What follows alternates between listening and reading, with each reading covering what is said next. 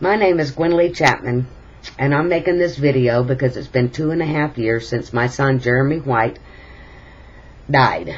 My son was only 32 years old. They found him dead in his bed at where he resided. When I was called and notified, I had access to his online accounts, and I checked the Walgreens pharmacy and found out that my son had been being prescribed 21 antipsychotic medications. Of course, because he was found dead in his bed, they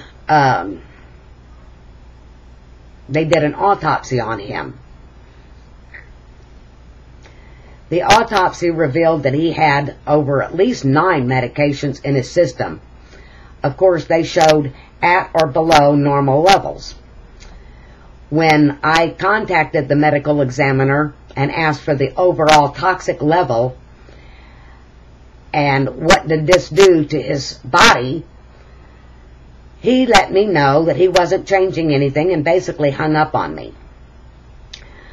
I will be providing the medical records of the exam, where it shows that my son's heart, liver, and spleen were almost 4 times their normal size, and that he stated he did not believe that the medication had anything to do with his death. I also filed complaints at the Texas Medical Board against the 2 doctors, and they came back and dismissed it and said that both of the doctors were within their doctor authority to medicate my son or whatever. With one doctor confessing that my son was non-compliant. I filed an appeal, okay, because first of all, they diagnosed him as schizoaffective disorder, and they are supposed to meet our very rigid criteria in order to place that label on a person. My son was already on medication when he went to this doctor.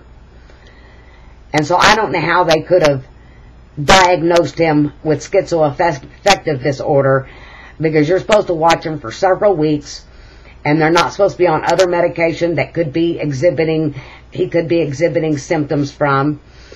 Also, they're supposed to make sure that he doesn't have any medical problems before they start him on medications that could be causing his anxieties or problems that he's having, which none of this was done. Also, when they're given that much medication, they're supposed to be doing some kind of test, on the liver and heart and different things. And with all these organs being almost 4 times their normal size, did nothing show up? I don't know, because I can't get the medical records, and because they dismissed the case, the complaint.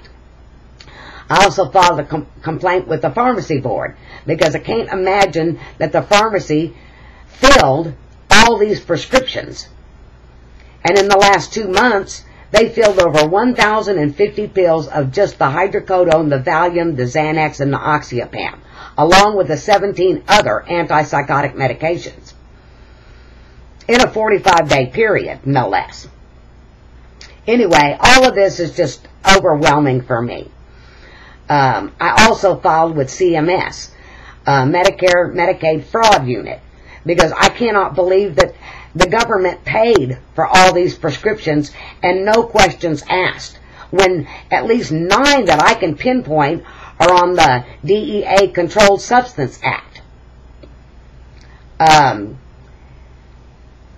feel very bad about Whitney Houston, and I am sending my condolences to her family, because I know how this affects people.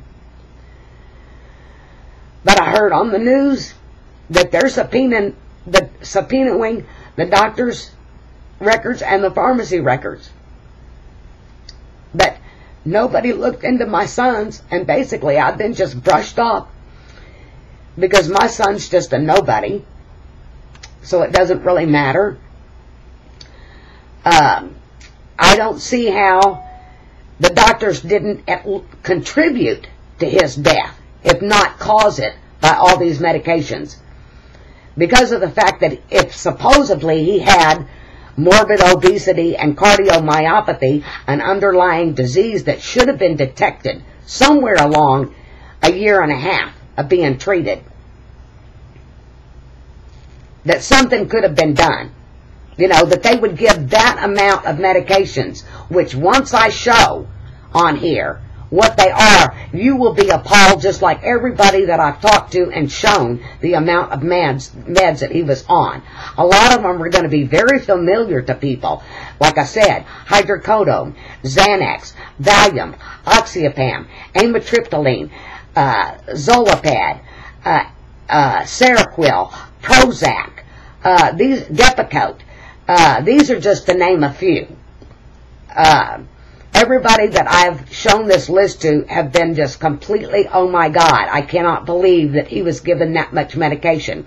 And that he wasn't even in an institution. He was outside living on the, you know, living out here and trying to manage all that medication. And like I said, where's the overall toxic level? Where's the interactions of these medications on a person? You know, I just got completely blown off. I'm resorting to making this video because people tell me that when you put it on YouTube, that it gets noticed.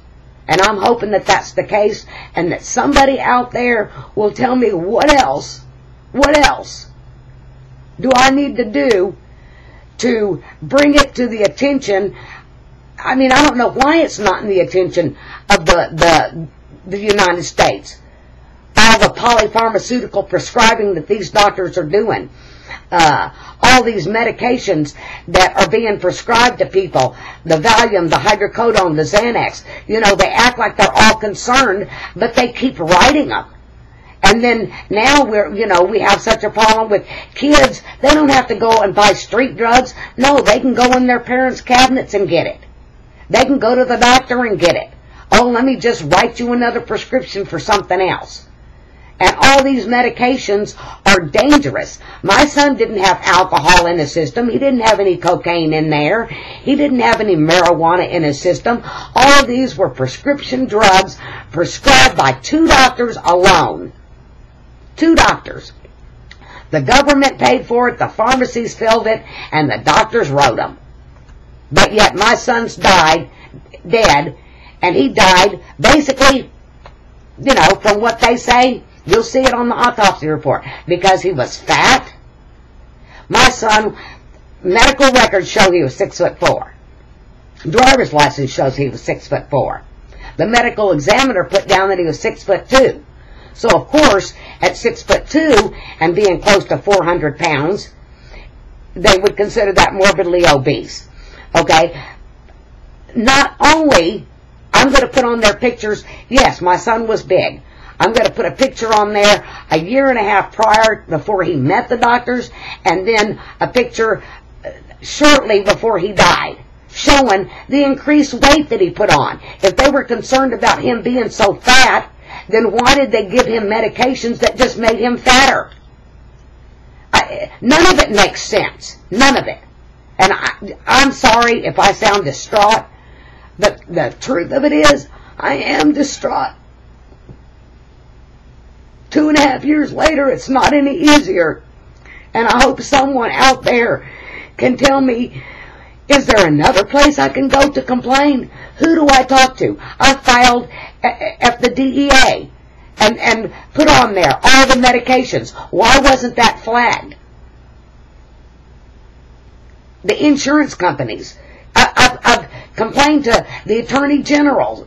I've complained for as many places that I could think of. I filed complaints, one after another. 2.5 years later, nothing. Still nothing.